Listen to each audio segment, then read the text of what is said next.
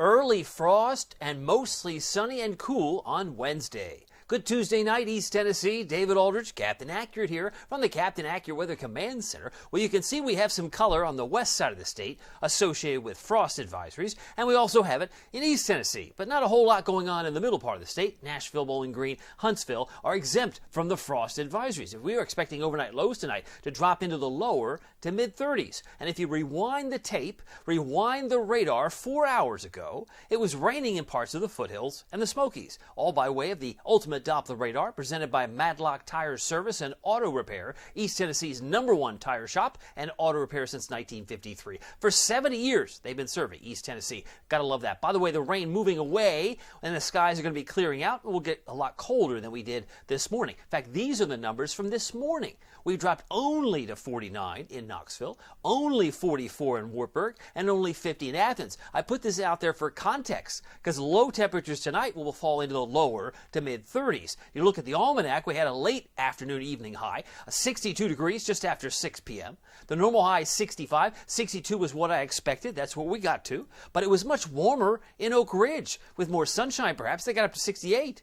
There's a big difference between 68 Oak Ridge and 59 in Morristown. I even said this morning, some of us may not get out of the 50s. And for those in the foothills and Smokies, maybe closer to the upper 50s for highs like Greenville and both Newport. But it was 66, both Athens and Tellico Plains. You look further to the south, it was 75 in Atlanta today, 73 in Greenville, and 69 in Charlotte, North Carolina. The clouds are pulling away as I speak, so clearing skies will be the trend tonight, and it will get a little toasty. Oh, not toasty. How about frosty? We're leaving the toasty, and we're going right to the frosty. We need maybe a jacket. The frost advisory start at 2 o'clock in the morning, run until 9 a.m. Wednesday from our friends at the National Weather Service in Morristown, where I was for a Tennessee Spotlight yesterday. A lot of fun I had with some of my premium members. But temperatures got as low as 33, or could be as low as 33 by tomorrow morning. That's their expectation. Now, headlines: clearing tonight and frosty, mostly sunny Wednesday and cool, highs around 61. And then we look ahead to Thursday, hardly a cloud in the sky. We're looking for blue skies, highs around 67, a nice day on Thursday. Then things may go downhill thereafter. I'll talk about that in a moment. But notice all the storminess down to the south. Those little white circles around Colorado and parts of the Midwest associated with accumulating snow reports over the last 24 hours. The Storm Prediction Center is focused on the green, dark green areas, isolated further south toward Florida. Maybe a rumble of thunder for South Texas, parts of Florida, but you close in or hone in around Jacksonville, Gainesville, and Tallahassee. There's still a chance for this evening they could get some isolated strong storms. But the things change on a dime come Friday. There could be a tornado outbreak. This is very rare to find the brown or light brown, the beige color of 30%.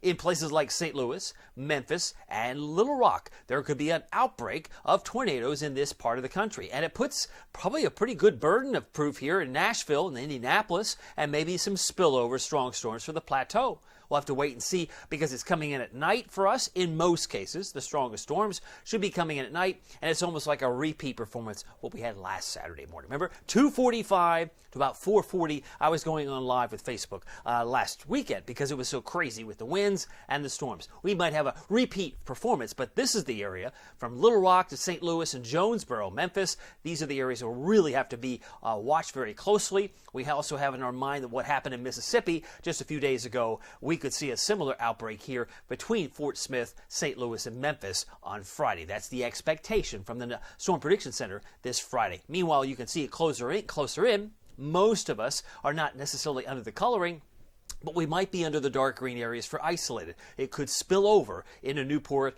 Morristown, and Tazewell. We want to watch that closely. But certainly Jamestown, Crossville might be under more of the crosshairs, as would be Cookville for some of the stronger storms on Friday. All right, so futurecast for tonight. Clearing skies, it gets cold, we get some frost, it's chilly once again. And that high-pressure dome will basically dominate the skies for not only Wednesday, but also on Thursday. Notice a few snowflakes just east of Charleston, West Virginia at 1 o'clock Thursday morning. That's a possibility. And then we go right into 8 o'clock. Thursday, nothing but sunshine, a beautiful day, and we warm back up to about 67. Friday morning, Showers start to form between Memphis and Nashville. That's not the strongest line. The strongest line will be associated with the cold front to the west, and that'll slide in here, if not Friday afternoon, certainly Friday night with that line, and it pushes out just about in time for sunrise on Saturday. So for tonight, we're down to 35.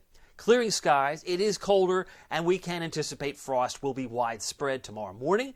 Lows about 32 in Oneida, Scott County. Lows around 32 Wartburg, Morgan County, and could be below freezing for Bell County, Middlesboro, Jamestown, and Crossville in the Plateau, down about 34 for Maryville, Alcoa, 33 for Sevierville and Pigeon Forge first thing tomorrow morning. So make sure you have a jacket, a nice warm jacket for the kids as they head off to the bus stop. 62 for a high in Oak Ridge tomorrow, 60 in Morristown. It's already another cool day. Normal high 65. She'll be pretty close to 65 there in Tellico Plains. We'll go 64 and 59 for Crossville tomorrow afternoon. Speaking of Wednesday, early frost gives way to mostly sunny skies all day, but cool, maybe a few high clouds. But I do think it's just nothing but sun for Thursday. Sunny skies. I've got an 80% chance it's hiding there. There it is. For Friday night into Saturday morning because the front comes through. And those early AM storms in most cases are pre-dawn. They occur before the sun comes up. But it will rock and roll perhaps a few window panes because it does turn gusty. I see gust of wind on Saturday about 35 to 40 in the afternoon, even though the sun is shining. And we're down about 36 on Sunday morning, 63, back to the mid-70s. We bounce up and down like a yo-yo as we head into April. Of course, April 1st is Saturday, and you want to watch out for any of those, April Fool's pranks, because Weatherman does not do that. I don't play those pranks, because if I played a prank on you, you would think, I can't trust this guy. So no pranks for me. I just tell it to you straight. I think it's going to rain in the pre-dawn hours of the 1st of April. By the way, you can keep track of it all using the Captain Accurate Weather app with Pete Michaels Traffic. You can get Pete Michaels traffic reports instantaneously just for tapping on the app. You don't even have to wait for the radio commercials to come on. You don't even have to wait for the radio to play it. Just keep you and your family safe. Search Captain Accurate at the App Store and Google Play. Well, my name is David Aldridge. Some people call me Captain Accurate. It's not easy being accurate, so weather doesn't surprise you. We'll see you here next time. Take care.